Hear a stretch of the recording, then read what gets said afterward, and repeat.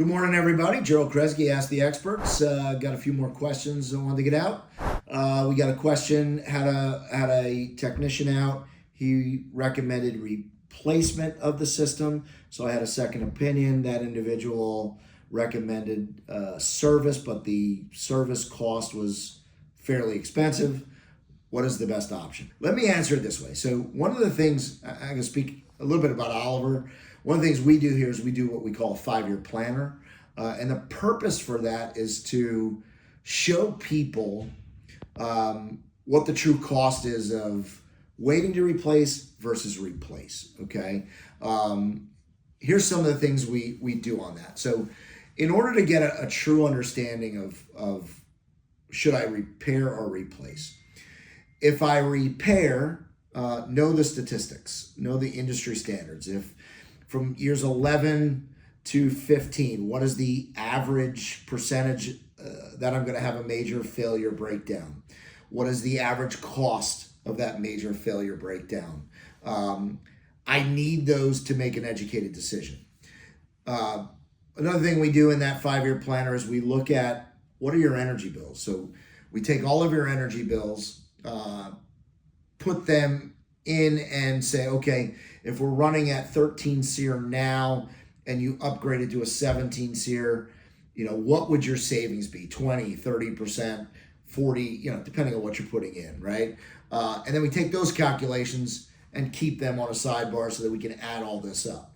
Last thing we do is we take the cost of today's current equipment. Once we figure out what's the best option for you, what technology you want, what energy savings you want, what warranties and maintenance plans do you want, we take that and we put it in and say, okay, if you were to wait 1 year, what's the average cost of inaction? So by waiting a whole year, that equipment, the average equipment goes up 9 to 12% per year for that install. So, if I wait 1 year, it's going to go up 9 to 12%. If I wait 5 years, it's going to go up 9 to 12% for the next 5 years. What would the cost of that equipment be?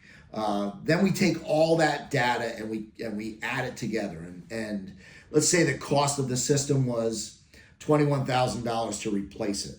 Well, if I have energy savings over the next 5 years of $3,500, plus I have the average cost of maintenance over the next 5 years is anywhere from, say, $3,000 to $8,500. You can use whatever figure you want. You put that into the calculator. So let's just say it's another $3,000. Well, that's $6,000 on the calculation. And then what would the price of the equipment be? Add that in. If it's 5 years and it's 9% per year on $21,000, that's probably $10,000 to $11,000 in difference in price. So if you add that all up, you're looking at, say, $15,000 to $19,000 that it cost me not to replace the system.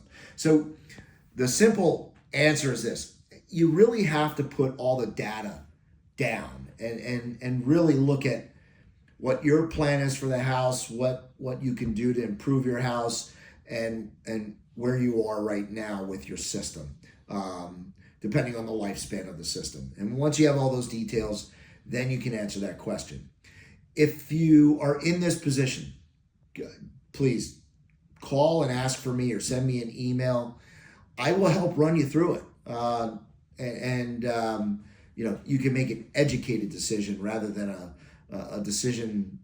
One of the things I like to do with the 5-year planner is do it so you know it, right? Because the worst thing is when you're in a pinch and you have to make a decision right away.